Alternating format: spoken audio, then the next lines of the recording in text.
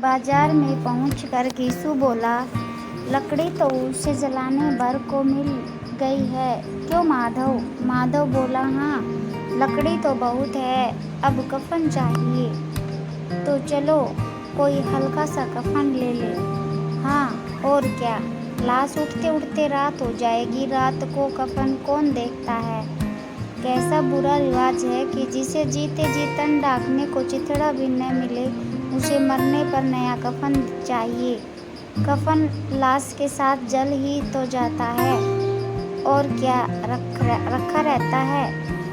यहीं 5 रुपए पहले मिलते तो कुछ दवा दारू कर लेते। दोनों एक दूसरे के मन की बात ताड़ रहे थे। बाजार में इधर उधर घूमते रहे, कभी इस बाजार की दुकान पर गए, कभी उस दुकान पर। तरह तरह के कपड़े, रेशमी और सूती देखे, मगर कुछ जचा नहीं। यहाँ तक कि शाम को हो गई, तब दोनों न जाने किसी देवी प्रेरणा से एक मधुशाला के सामने जा पहुँचे और जैसे किसी पूर्व निश्चित व्यवस्था से अंदर चले गए। वहाँ जरा देर तक दोनों असमंजस में खड़े रहे। फिर गीसू ने गद्दी के सामने जाकर कहा, साहू जी, एक बोतल हमें भी देना।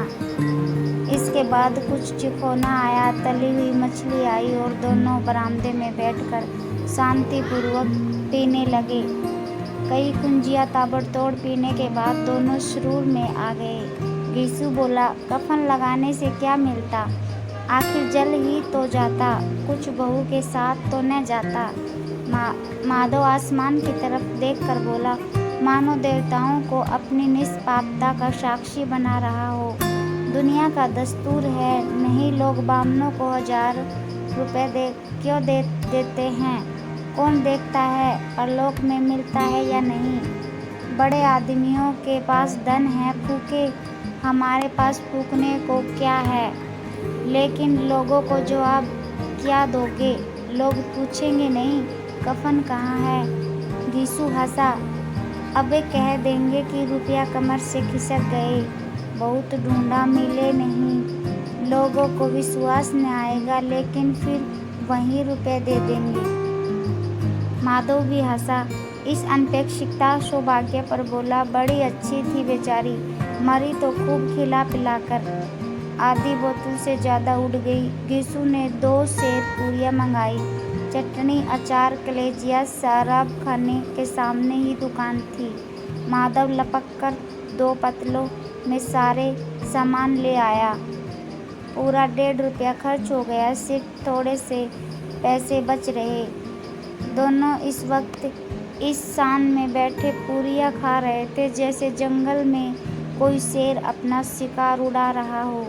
न जवाबदेही का खौफ, न बदनामी की फिक्र, इस भावनाओं को उन्होंने बहुत पहले ही जीत लिया था। गीसू दार्शनिक भाव से बोला, हमारी आत्मा प्रसन्न हो रही है तो क्या उसे पुण्य न होगा? माधव ने श्रद्धा से सिर झुकाकर तस्दीक की, जरूर से जरूर होगा। भगवान, तुम अंतर्यामी हो, उसे बैकुंठ ले जाना। हम दोनों हृदय से आशीर्वाद दे रहे हैं। आज जो भोजन मिला वही कभी उम्र भर न मिला था। एक क्षण के बाद माधव के मन में एक शंका जागी। बोला, क्यों दादा, हम लोग भी एक न एक दिन वहाँ जाएंगे ही। गीसू ने इस भोले वाले सवाल का कुछ उत्तर न दिया। वह परलोक की बातें सोचकर इस आनंद में बाधा न डालना चाहता था।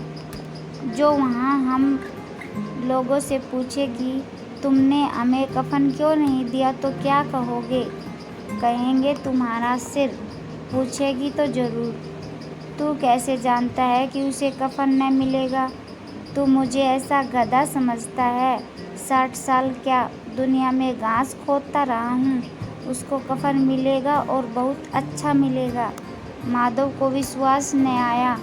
बोला, कौन देगा? रुपए तो तुमने चट कर दिए, वह तो मुझसे पूछेगी। उसकी मांग तो सिंदूर मैंने डाला था। कौन देगा, बताते क्यों नहीं? वही लोग देंगे जिन्होंने अब की दिया। हाँ, अब की रुपए हमारे हाथ नहीं आएंगे। जो अंधेरा बढ़ता था और सितारों की चमक तेज होती थी। मधुशाला की रौनक भी बढ़ती जाती थी। कोई गाता था, कोई डींग मारता था, कोई अपने संगी के गले लिपट जाता था, कोई अपने दोस्त के मुंह में कुल्हड़ लगाए देता था। वहाँ के वातावरण में सुरूर था, हवा में नशा। कितने तो यहाँ आकर एक चुल्लू में मस्त हो जाते थे। शराब से ज़्यादा यहाँ की हवा उन पर नशा करती थी। जीवन की बाधाएं यहाँ खींच लाती थी और कुछ देर के लिए यह भूल जाते थे कि वे जीते हैं या मरते हैं, या न जीते हैं न मरते हैं। और यह दोनों बाप बेटे अब भी मज़े ले लेकर चुस्कियाँ ले रहे थे।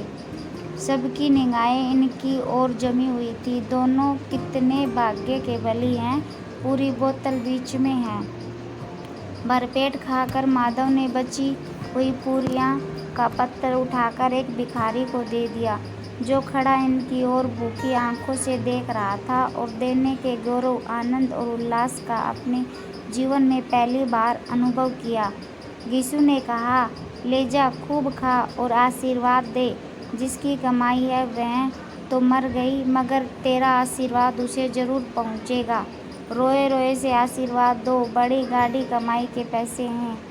माधव ने फिर आसमान की तरफ देखकर कहा, वह बैकुंठ में जाएगी दादा, बैकुंठ की रानी बनेगी। गीसू खड़ा हो गया और जैसे उल्लास की लहरों में तैरता हुआ बोला, हाँ बेटा, बैकुंठ में जाएगी। किसी को सताया नहीं, किसी को दबाया नहीं, मरते मरते हमारी ज़िंदगी की सबसे बड़ी लालसा पूरी कर गई।